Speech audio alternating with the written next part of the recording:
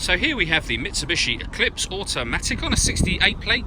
I'm going to start off by showing you around the outside of the car, and then we'll hop in and run through some controls on the inside. But from the outside you can see it's a 5-door car with alloy wheels and tinted windows. Let's start off inside the boot and then work our way around the rest of the car from there.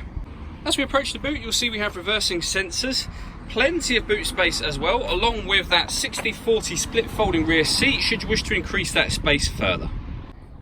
Okay, so we're just going to work our way back round to the front of the car, and then we'll hop in and run through some controls on the inside. Now that we've done a full circle of it, you can see it's in excellent condition the whole way round. Just briefly before we climb in, I think it's well worth seeing the interior from this exterior point of view. You get full leather seats, as you can see. There's loads to run through on the dashboard, so let's hop in and we'll do that right now. Okay, so now that we're inside the car, we're going to start with the dials. On the left-hand side, we have the rev counter, and on the right-hand side, the speedometer. In the middle, you can see the total miles of this car, which are 12,316. In the centre there also, you've got the P to show that this car is in park.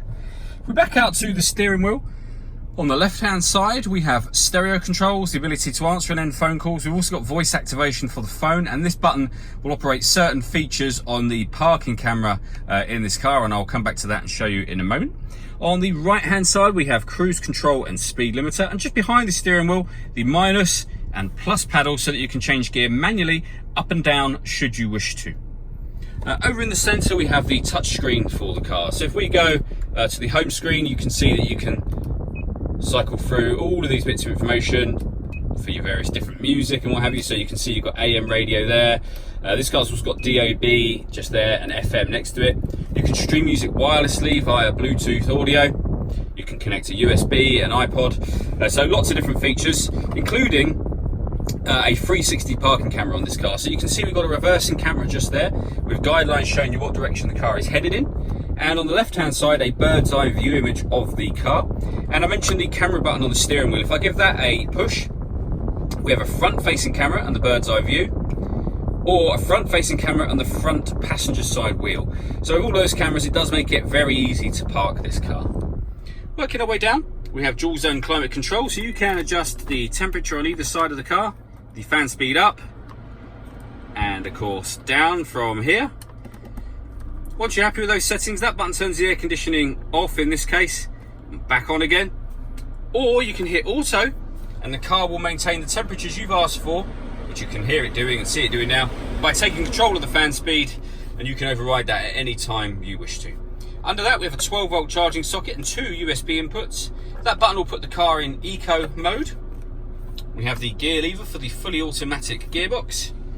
Down the bottom here, heated driver and passenger seats with 2 different heat settings each. This button will lock the car into different settings, so auto, snow or gravel, and you'll know what mode you put it in because it will show you up on here. So auto, snow, gravel. Most of the time you just leave the car in auto and it will detect as and where it needs 4-wheel drive. And this pad operates like a mouse pad basically.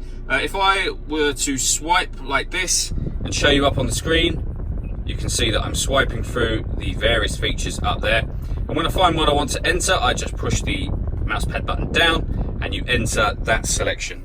And you can do various things like home screen and things like that, and go back a step using the buttons just beneath that. And then finally, we have the electronic handbrake with auto hold function. The last thing I wanted to talk about are these 2 sunroofs just here. This rear one, there's a button just there that will open the blind. That's a fixed pane of glass, so that will just let in a bit of extra light.